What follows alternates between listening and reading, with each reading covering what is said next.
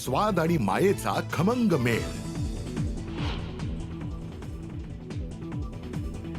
11 किंवा 12 तारखेला नव्या सरकारचा मंत्रिमंडळ विस्तार होण्याची शक्यता.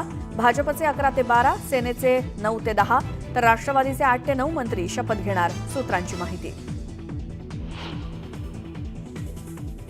अधिवेशनाआधी मंत्रिमंडळाचा विस्तार, काही खात्यांवरती बदल होणार असल्याचे मुख्यमंत्र्यांनी दिले संकेत.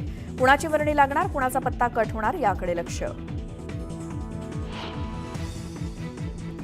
महाराष्ट्र विधानसभेच्या हंगामी अध्यक्षपदी भाजपचे कालिदास कोळंबकर हंगामी अध्यक्ष म्हणून राजभवनात आज घेणार शपथ.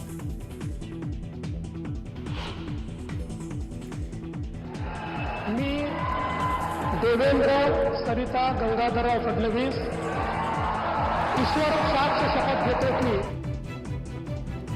देवेंद्र फडणवीसांनी तिसऱ्यांदा घेतली मुख्यमंत्रीपदाची शपथ, तर एकनाथ शिंदे आणि अजित पवारांनी घेतली उपमुख्यमंत्रीपदाची शपथ. दादा 6व्यांदा उपमुख्यमंत्री.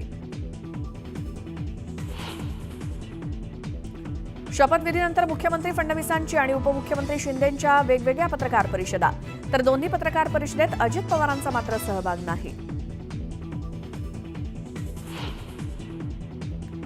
शपथविधी सोहळा नियोजनात ढिसाळपणा, शपथविधीवेळी राजशिष्टाचार विभागाची चूक, किरण पावसकरांचा प्रशासनावर निशाणा. महापरिनिर्वाण दिनाच्या पार्श्वभूमीवर नेते मंडळी चैत्यभूमीवर दाखल. मुख्यमंत्री देवेंद्र फडणवीसांसह उपमुख्यमंत्री आणि सर्वपक्षीय नेत्यांकडून महामानवाला अभिवादन.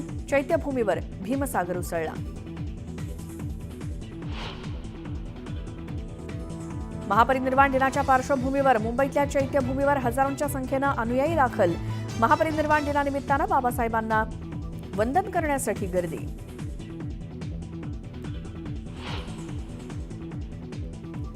भारत आणि ऑस्ट्रेलियामध्ये आजपासून दुसरा कसोटी सामना. पिंक बॉल कसोटी सामन्यामध्ये कोण मारणार बाजी याकडे क्रिकेट प्रेमींचं लक्ष.